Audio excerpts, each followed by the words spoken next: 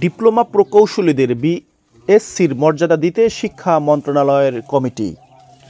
মাধ্যমিক স্তরের শিক্ষা প্রতিষ্ঠানে গণিত ও বিজ্ঞানের শিক্ষক হিসাবে ডিপ্লোমা প্রকৌশলীদের নিয়োগ দেওয়ার উদ্যোগ নিয়েছে সরকার।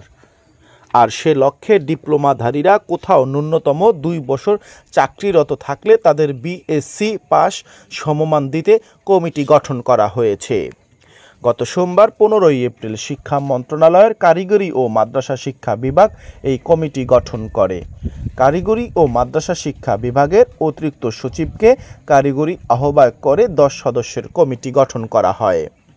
কমিটির অন্য সদস্যরা হচ্ছেন কারিগরি ও মাদ্রাসা শিক্ষা বিভাগের যুগ্ম সচিব, কারিগরি অধিশাখা 2, কারিগরি ও মাদ্রাসা শিক্ষা বিভাগের যুগ্ম সচিব, কারিগরি অধিশাখা 1, মাধ্যমিক ও উচ্চশিক্ষা বিভাগের যুগ্ম সচিব পর্যায়ের একজন কর্মকর্তা, বিশ্ববিদ্যালয় মঞ্জুরি কমিশনের মনোনীত একজন উপযুক্ত কর্মকর্তা, জাতীয় বিশ্ববিদ্যালয়ের মনোনীত একজন উপযুক্ত কর্মকর্তা, কারিগরি শিক্ষা বোর্ডের chairman, institute of engineers Bangladesh IB, institute of diploma engineers IDEB.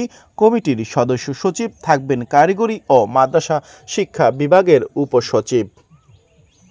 কমিটির কার্যপরিধিতে বলা হয়, কমিটি জরুরি ভিত্তিতে সভা করে ডিপ্লোমা প্রকৌশলীদের মধ্যে যারা 2 বছর বা এর চেয়ে সময় কোনো প্রতিষ্ঠানে কর্মরত আছেন বা কর্মের অভিজ্ঞতা রয়েছে তাদের বিএসসি পাস সমমান মর্যাদা দেওয়ার বিষয়ে প্রয়োজনীয় মতামত ও সুপারিশ প্রণয়ন করে কারিগরি ও মাদ্রাসা শিক্ষা বিভাগ বরাবর দাখিল করবে।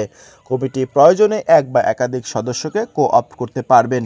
এর আগে গত 2রা মার্চ মাধ্যমিক পর্যায়ে নতুন কারিকুলাম বাস্তবায়নে শিক্ষক সংকট মেটাতে গণিত ও বিজ্ঞানের শিক্ষক হিসাবে ডিপ্লোমা প্রকৌশলীদের নিয়োগ দেওয়ার উদ্যোগ নেওয়ার কথা জানিয়েছিলেন শিক্ষামন্ত্রী ব্যারিস্টার মহিবুল হাসান চৌধুরী নওফেল।